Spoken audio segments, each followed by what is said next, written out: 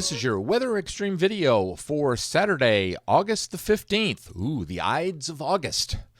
I'm meteorologist Brian Peters. Thanks for tuning in. There's a look at radar this morning, and a few spots getting some showers, especially north of about the Interstate 20 corridor.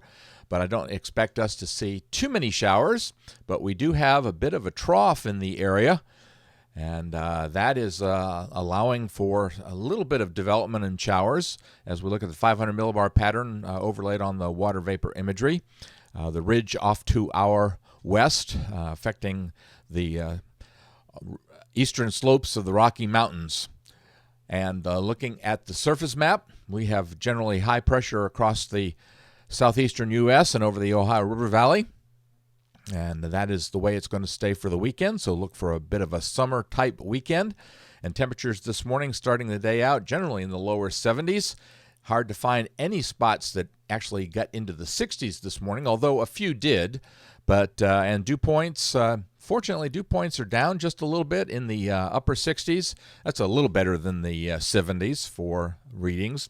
And again, on radar, we are seeing just a few showers along that trough axis that extends across parts of eastern Tennessee and down into north central Alabama.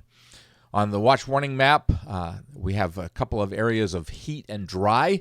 We have pretty strong heat possibilities over the southwestern U.S. That kind of reddish pink area down there, that is a heat advisory, heat warning actually, whereas up in the north central United States in the Dakotas, the orange areas you see are actually just heat advisories, and then those reddish kind of pink red, that is red flag warnings for dryness.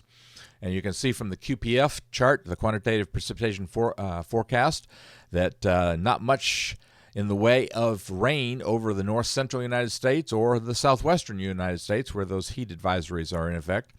And over the southeastern U.S., over the next 5 days, we're likely to see on the order of about 1 to 1.5 inches of rain for most spots, and that will certainly be welcome.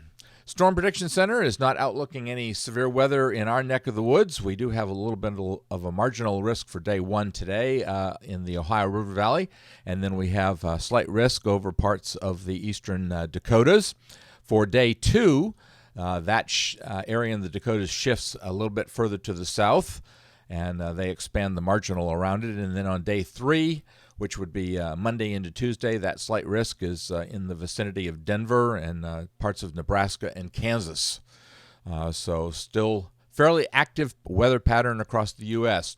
Tropics remain quiet, and that's always good for the Atlantic Basin to be that way. And even in the Pacific Basin, only one area of disturbed weather, and that hasn't developed, even though it's been close to developing over the last couple of days. All right, let's take a look at the model, and we'll look at the GFS, 06Z GFS model run. And there's our trough with a bit of a ridge over the southwestern U.S., and that heat bubble creating a bit of a warm pattern for the southwestern United States, where they're actually looking at extreme heat with extreme heat warnings in effect down there.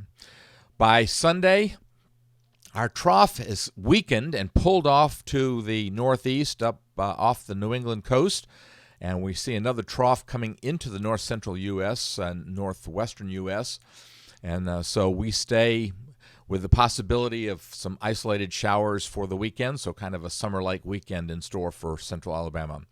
By Monday, we're beginning to watch the development now of a little bit slightly stronger trough over the central U.S., and that will help to bring a surface low across out of the central Rockies and across the across the western Great Lakes.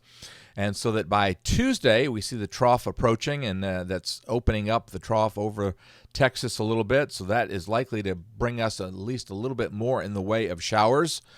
So I think probably it looks like maybe Tuesday and Wednesday might be slightly better days with some shower coverage. And you can see the surface low there in Nebraska and Kansas that is moving across the Central Plains states.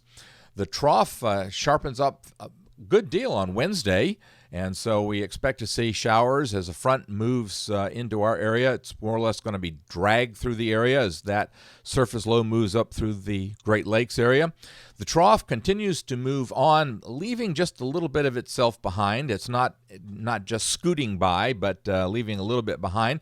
So the result is that as the surface low moves up into eastern Canada and that upper low moves into eastern Canada, it's going to drag that cold front down into our area, which means it's going to stall out and be a bit of a problem for us as we head into the latter part of the week.